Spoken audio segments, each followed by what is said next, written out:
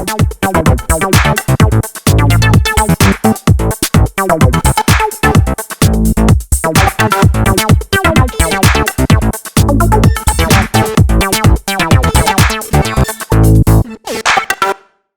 on veut passer les messages, passer l'information, mais on veut aussi qu'un enfant ou qu'une jeune famille qui n'a pas envie de lire puisse s'y retrouver puis avoir une idée de ce qui se vivait à l'époque.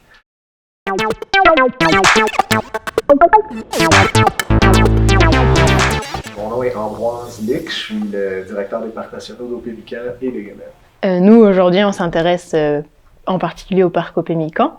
Est-ce que tu peux nous présenter le parc? Où est-ce qu'il se situe déjà? Depuis quand ça existe? Qu'est-ce qu'on peut y faire? Ben, le parc national d'Opémican, c'est le petit dernier des parcs nationaux au Québec. C'est un parc qui a été inauguré en 2019. C'est un parc qui est situé à peu près 1h30, 2 heures de Rouyn-Noranda. On est entre le lac Kippawa et le lac Témiscamingue, donc vraiment un beau petit bijou là, qu'on a au niveau du Témiscamingue. J'ai lu dans mes petites recherches que le parc Opémican, il y avait une dualité en fait entre le parc national et puis un lieu quand même historique. Oui. Est-ce que tu peux nous en dire plus sur l'histoire du lieu? Oui, bien effectivement, c'est que ça c'est relativement peu commun au niveau des parcs nationaux. Souvent, on va aller mettre un parc national en place pour ses intérêts biologiques.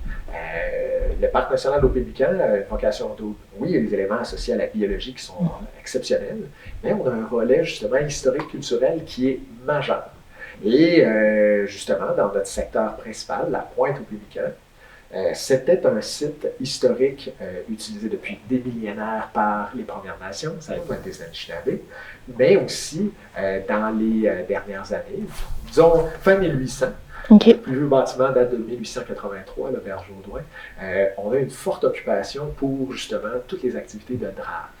Donc, le lac Témiscamingue, c'est un lieu très important pour la drave, qui était justement la connexion avec plein de bois qui étaient bûchés à gauche, à droite, et qui se retrouvaient à être flottés dans le lac Témiscamingue.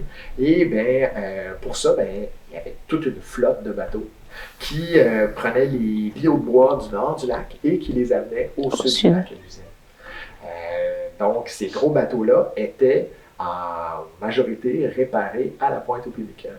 Et aussi les estacades, donc ce qui permettait d'aller faire des grands paquets de rondins, en fait, étaient aussi réparés là. Donc, la pointe Opémican, c'était vraiment un petit chantier naval où on avait énormément d'activités plus à connotation à la limite industrielle. On avait une forge, une grosse menuiserie où ils faisaient des chaloupes et tout ça. Vous avez choisi d'utiliser la technologie pour mettre en valeur ce patrimoine. Oui. Est-ce que tu peux nous expliquer justement quelles sont les installations numériques que vous avez faites? Et puis, qu'est-ce qui vous a motivé à le faire? Une des vocations des parcs nationaux, c'est l'éducation, et la conservation et l'éducation. Donc, à ce niveau-là, nous, ce qu'on voulait, c'était justement offrir une belle vitrine éducative aux gens, mais le faire aussi dans un cadre un peu plus ludique. On voulait que les gens soient en immersion un peu dans le milieu et pas simplement une interprétation classique. Donc, on voulait sortir un petit peu du moule habituel. Oui, on veut passer les messages, passer l'information, mais on veut aussi qu'un enfant ou qu'une jeune famille qui n'a pas envie de lire puisse s'y retrouver puis avoir une idée de ce qui se vivait à l'époque. L'exemple de la forge en est un bon. C'est un bâtiment qui a été terminé d'être restauré l'année dernière. C'est en entrant dans la forge, on a reproduit un peu l'esprit du milieu. Et c'est la commande qui avait été donnée justement à nos consultants qui ont été engagés. Et le mandat était clair, on voulait que ça soit différent de ce qui se fait habituellement et vraiment plus dans l'expérientiel. On entre dans la forge et le bâtiment est tel quel, donc on a encore le gros tour en métal, on a encore plusieurs éléments et on a la projection. Donc quand les gens entrent dans le bâtiment, il y a un détecteur de mouvement. Tout de suite, on entend les bruits de forge, les crépitements du feu et tout ça. Et quand les gens s'approchent, on voit il y a une projection numérique sur un mur de briques qui était là, en fait l'ancien mur où il y avait la forge. Et il y a une projection où on voit justement la forge. Ok. Ça fait vraiment une expérience qui est intéressante, là. C'est une présentation qui n'est pas très très longue, qui dure quelques minutes, là. Oui, il y a l'auberge, il y a la forge, mais il y a aussi la chalouperie-menuiserie où on a des éléments qui s'en viennent. On a le hangar à estacade, on a une scierie, il y a un rallye pour les enfants. Il y a plein de choses qui viennent joindre, mais au niveau de l'expérience interprétative, mais les éléments plus technologiques se retrouvent dans les bâtiments, comme je disais, là, la forge et l'auberge. Est-ce que ces installations ont du succès justement envers vos visiteurs? Et puis est-ce que tu penses que ça apporte un public différent de juste ceux qui seraient venus dans un parc national, sachant qu'il y a ce genre d'installation? À plusieurs niveaux, je pense que c'est une bonification au niveau de la visite. Les gens, des fois, qui vont aller chercher plus le plein air dans les parcs nationaux, ben là, arrivent puis découvrent cette facette-là. Ça amène aussi les personnes à découvrir cette facette-là et à vouloir en savoir un peu plus. Parce qu'on a fait bien attention dans le développement de notre interprétation de ne pas être en compétition avec les autres sites historiques qu'il y a au Témiscamingue.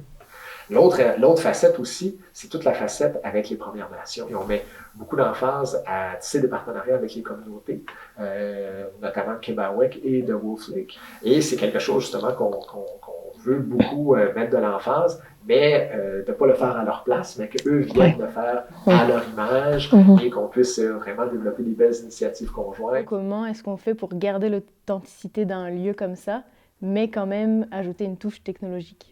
T'sais, on ne voulait pas dénaturer le lieu. C'est pour ça Ben non, qu'on surtout pas. D'arriver avec des trucs par rapport là, qui feraient que, comme par exemple, ce que je vous parlais des lumières au plafond, ça ne vient pas dénaturer du tout, ça s'intègre. Puis ça, c'était très important. La réflexion qu'il y a eu quand on a démarré le parc, parce que le parc, nécessairement, il y avait la pointe historique. Mais la pointe historique, on avait ses bâtiments historiques avec ses contraintes de protection, c'était super. Mais de l'autre côté, nous, on avait besoin de mettre en place des infrastructures pour accueillir tous les visiteurs. On ne sent pas que les bâtiments viennent essayer de se coller. On voit comme une distinction, ce qui amène, disons, qui maintient un peu l'authenticité de l'expérience de la pointe Opémican. Est-ce que vous avez des projets à venir au parc Opémican, que ce soit avec le numérique ou pas du tout? Bien, on a, comme je disais, l'auberge, les aspects numériques qui vont être développés, puis aussi avec le Martinet Ramoneur. Pour l'instant, c'est pas mal ça qu'on a. Il nous en reste encore pour 2 ans. Mais je ferais peut-être une petite parenthèse vers Aiguebelle. Oui. Là, justement, on a des projets qui sont en développement avec la MRC Abitibi-Ouest, notamment pour le secteur de Tachereau, où on a là, justement le développement d'un concept peut-être qui va intégrer des technologies. C'est très embryonnaire. Oui, je pense que l'aspect d'un parc national avec son authenticité associée à sa nature ou même sa culture, on veut le maintenir. Mais il y a moyen d'aller intégrer des technologies qui bonifient souvent l'expérience éducative. Tu sais, par exemple, l'utilisation des téléphones. Donc, on est en train justement de développer, on a déjà eu de développer aussi comme par parcours, qui là va évoluer vers d'autres types d'applications, là, notamment pour les jeunes. On veut que les jeunes aient un contact avec la nature, mais si on fait complètement abstraction des technologies, ben des fois on se prive. Souvent, les choses qu'on met de l'avant, nous, quand on est plus dans un contexte nature, c'est qu'on va aller amener les jeunes avec leur technologie en forêt.